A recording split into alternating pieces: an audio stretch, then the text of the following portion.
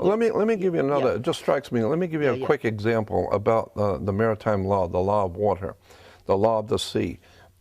Money is water by law. So when a ship, this is why all ships are female by law. All ships, rocket ship, sailing ship, airship, it doesn't matter. If it's a ship, it's female. Right. Because the captain always refers to his ship as she. Right. She's a good ship, or she's done this. Why she? Because she delivers the product. Right. The Without vessel. she, there is no product, right? It's a vessel. It's a Of course, it's a of course, it like, is a like vessel. So is your body. It's a vessel that produces a product. Right.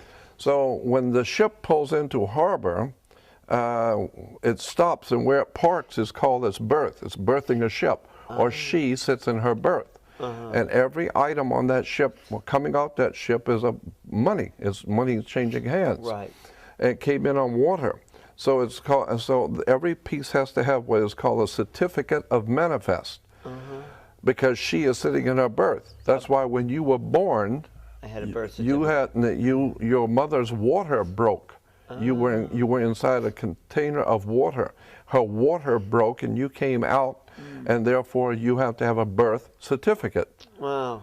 And it's got to be signed by the dock, because that's where the ship is sitting. The dock is where the ship That sits. is funny. So once you begin to see how the words and terms are all based on maritime admiralty, the law of water, the cash flow, the liquid asset.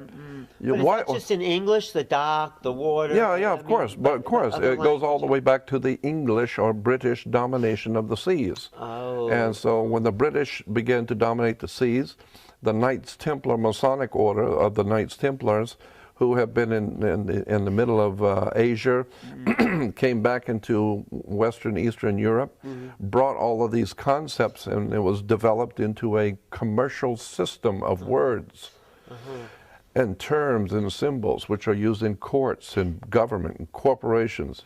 You know, your body is a corporation. No, that's a whole story. We could talk for hours on this, but your body is a corporation. Of cells, you mean? No. It's called, and by law, your body, your physical body is a corporation. And so when you die, you're a corpse. Because when you're living, you're a corporation. You are a business. And hanging out with that person is bad business. Right. Or who I hang out with is none of your business. Right. Because your body is a business. Wow. And so you say, well, you know, what you're doing with her or him is bad business. Right. But, of course, if you're getting married and she's very wealthy, you say she's of good stock, right? Words and terms are based on maritime admiralty, the law of water. And so that's why when you go into a court, you have a fence and a gate. The people sit out here and the judge sits inside. The gate is called a floodgate. When you go through the canal, you have a floodgate. Right. So when you're sitting out here, you're in the law of the land. The judge has no control or no jurisdiction over the people sitting out here. No jurisdiction whatsoever. Right, because they're outside the gate. That's outside the gate. Right. That's on land. Right. But when you walk past that gate, now you're in hot water. And someone's going to have to bail you out. Bail, yeah. Okay. Bail. Did you write a book about all these maritime? No. I've just been studying it for 48 years. Wow. But it's fascinating because when you understand that the whole subject is so large, and it would take hours and I'd have to go back to square one and walk through all the words and terms that are used in law and courts and in commerce. Yeah. For you to understand how pervasive this concept of water is on the earth.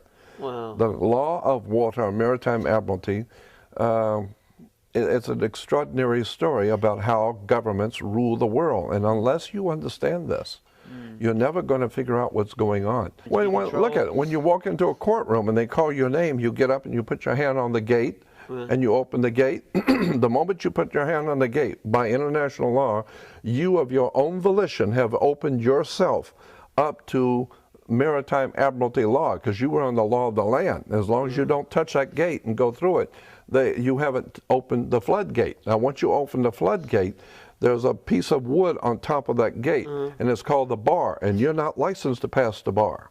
Right. So what you've done is you've opened the floodgate, but you weren't licensed to pass the bar. So what does that mean? So that means that you are dead. You are now dead. Once you touch that, you are dead. Because you're no longer in control of That's right. You are dead. Well, you're considered to be a dead man. That's why the attorney has to speak for you. He has to represent you. Why are you dead? Because you went into the deep water and you died. You drowned. Because you weren't licensed. Because you weren't. Right. You were not licensed to pass the bar. And the bar represents a sandbar in the ocean. But the bar is what the attorneys are licensed to pass, but you're not. So the point being is that when you open that gate of your own volition, you are considered by law to be a dead man. Really? That's why you cannot talk to the judge, because dead people don't talk to judges. So you need an attorney who is your mouthpiece. He speaks for you because you're dead. Well, should we do away with courts so people can get their lives back? I would think that what you want to do is understand how the system works. Oh, and